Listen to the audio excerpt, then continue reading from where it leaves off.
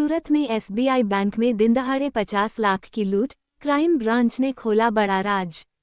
नमस्कार, आप देख रहे हैं सतर्क पुलिस टाइम्स और प्रतिनिधि विकास वर्मा की रिपोर्ट।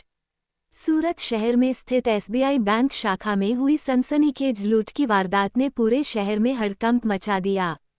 जानकारी के अनुसार 25 से 30 वर्ष उम्र के 5 से अधिक अज्ञात बदमाश अचानक बैंक में घुस आए। बदमाशों ने पिस्तौल जैसे हथियार दिखाकर बैंक कर्मचारियों और ग्राहकों को धमकाया, उनके साथ मारपीट की तथा केबल से हमला कर जान से मारने की धमकी देते हुए सभी को बंधक बना लिया। लुटेरों ने ग्राहकों और कर्मचारियों के मोबाइल फोन छीन लिए और बैंक में मौजूद करीब 12 लाख रुपये नकद लूट लिए। इसके अलावा एसबीआई की मुख्य शाखा घोड़दौड़ रोड से मंगाई गई 38 लाख रुपये की नकदी भी आरोपी अपने साथ ले गए। इस तरह कुल 50 लाख रुपये की बड़ी लूट को अंजाम देकर आरोपी अलग अलग रास्तों से मोटरसाइकिलों पर फरार हो गए। घटना के बाद वराछा पुलिस स्टेशन में मामला दर्ज किया गया, जिसके बाद सूरत पुलिस हरकत में आ गई। पुलिस कमिश्नर अनुपम सिंह गहलोत के नेतृत्व में अतिरिक्त पुलिस आयुक्त क्राइम, डीसीपी क्राइम और एसीपी क्राइम की निगरानी में सूरत क्राइम ब्रांच की 7 विशेष टीमें गठित की गईं। करीब 100 पुलिसकर्मियों ने स्थानीय पुलिस और विभिन्न जोन की टीमों के साथ मिलकर लगातार जांच शुरू की। क्राइम ब्रांच ने ह्यूमन इंटेलिजेंस और टेक्निकल सर्विलांस के जरिए 1000 से अधिक सीसीटीवी कैमरों और टावर डाटा का विश्लेषण किया। जांच में सामने आया कि आरोपियों ने वारदात में 3 दोपहिया वाहन हीरो स्प्लेंडर, पल्सर 220 और अपाचे बाइक का इस्तेमाल किया था। पुलिस जांच में ये भी खुलासा हुआ कि आरोपियों ने जामनगर, वलसाड और अहमदाबाद में रजिस्टर्ड वाहनों के नंबरों की नकली नंबर प्लेट तैयार कर इन बाइकों पर लगाई थी, ताकि पुलिस को गुमराह किया जा सके।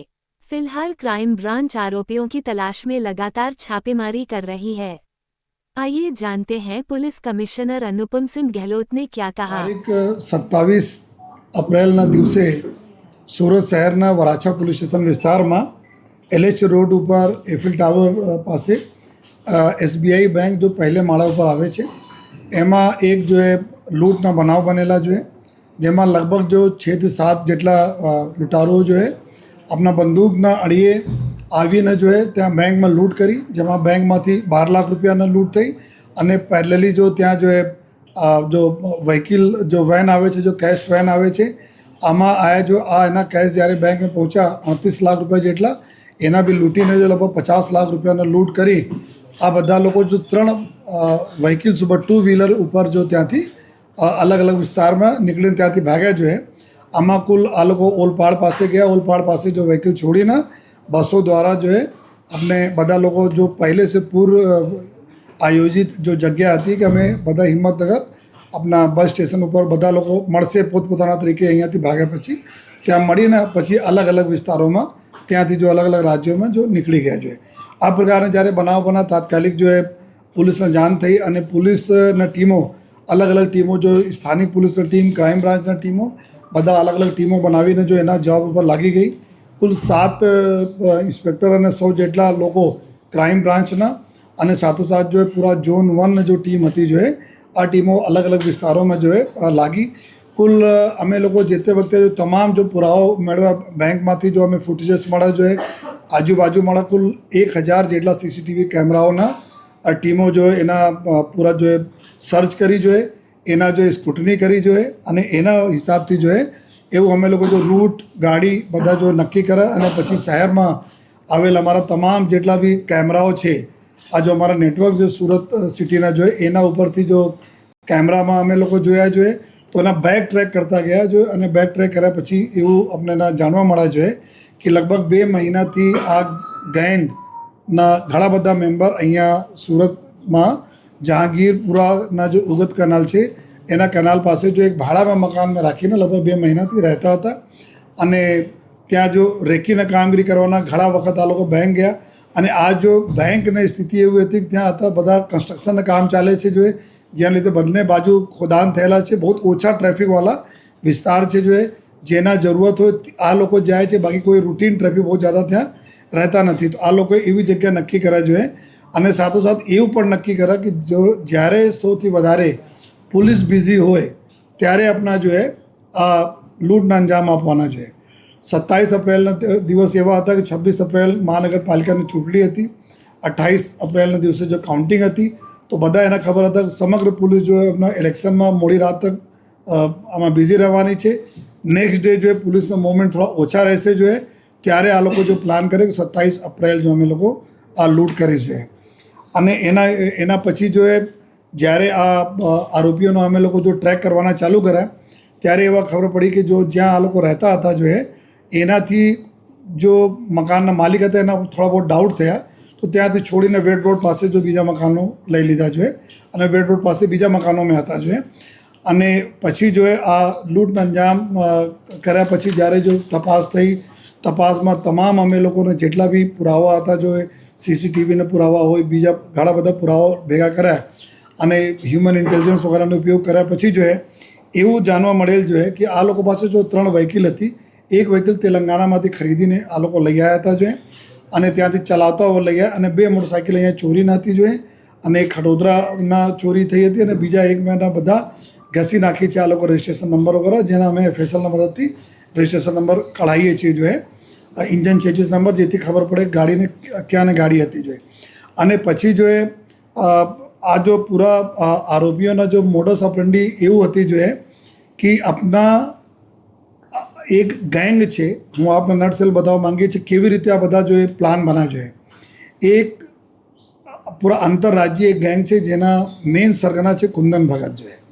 આ કુંદન ભગત અત્યારે પટનાના બેઉર જેલમાં સિરિયસ ગુનાઓમાં જો જેલમાં છે જોઈએ. અને આ જ ગેંગના જો સરગના જો 2023માં દહેરાદૂનમાં, જ્યારે ત્યાંના દહેરાદૂનનું મોટો ફંક્શન ચાલતા હતા, વીવીઆઈપી વિઝિટ જે દિવસે હતી તે દિવસે જો રિલાયન્સના આપણા જો જ્વેલરી શોપમાં જો આ લોકો લૂંટ કરી હતી, 13 કરોડ રૂપિયાના લૂંટ થઈ હતી જોઈએ. અને આ જ ગેંગના અમુક સાગરીત અહીંયા સુરતમાં જો રહેતા હતા જોઈએ.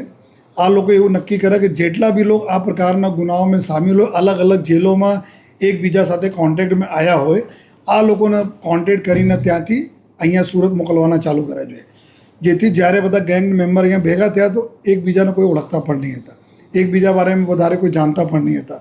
અને ટૂંકા નામ જાણે ગલત આ લોકો પછી જો આધાર કાર્ડ વગેરેની ડિટેલ અમે લોકો મેળવી. આધાર કાર્ડ બધા મધ્યપ્રદેશ બનાવવામાં આવેલા છે, બધા ખોટા છે, ફેક છે આધાર કાર્ડ.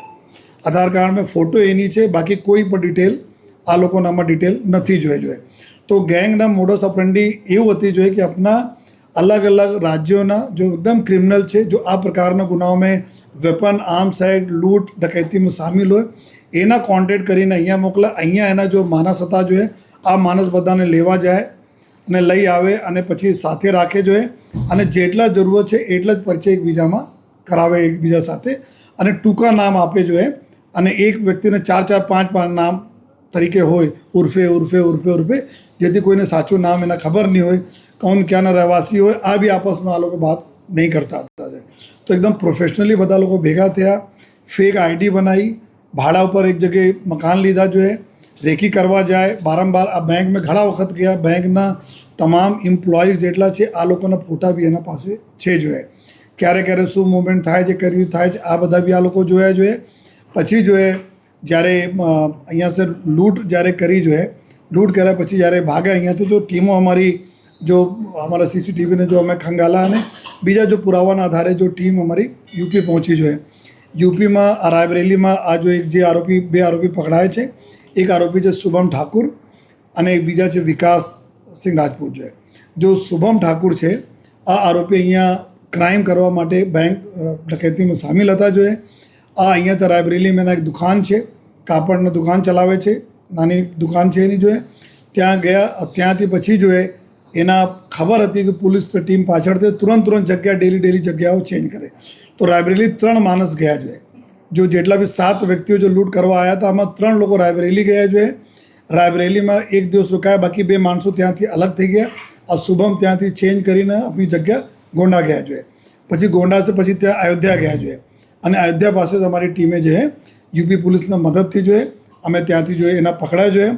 અને વિકાસ રાજપૂત જો એના આશ્રય આપતા હતા જોઈએ, જો એના જો સગવડતા ઊભી કરી કે એના ક્યાં જોઈએ એના રહેવા માટે જો વ્યવસ્થાઓ કરી અને ત્યાં પકડાય. અને 98,000 રૂપીઝ આ જો લૂંટના પૈસાના જો ડિસ્ટ્રીબ્યુશન પછી થવાના હતા એમાં અત્યારે ખર્ચા પેટે જો એના ઓનલાઈન 98,000 રૂપીઝ જો શુભમના મળ્યા, જેનાથી 93,000 રૂપીઝ એના પાસેથી રિકવર કરવામાં આવેલા છે. 3 મોબાઈલો રિકવર કરવામાં આવેલા છે. આ 2 આરોપીઓ જો આપણે પાસે લઈ આવ્યા તો વિકાસ એના આશ્રય અત્યાર સુધી જો પુરાવા મળ્યા છે તપાસમાં એના આશ્રય આપવામાં, અને પછી જો શુભમ છે, શુભમના ઉપર 2 ગુનાઓ દાખલ થયેલા છે. એક આર્મ્સ એક્ટના ગુના છે, બીજા એના ઉપર જો બિહારમાં બ્રહ્મપુરા પોલીસ સ્ટેશનમાં મર્ડરના ગુના દાખલ થયેલા છે લૂંટ સાથે જો. તો આ પ્રકારના આ ક્રિમિનલ છે. અત્યાર સુધી અમે લોકોને બીજા બી કરીબ આના સિવાય જો 7 જેટલા બીજા આરોપીઓનો બી અમારા લોકોના તપાસમાં ખોલા છે, જેના પાછળ અમારી ટીમ અલગ અલગ રાજ્યોમાં અમારી ટીમો અત્યારે કામ કરી રહી છે સ્થાનિક પોલીસના મદદથી જોઈએ.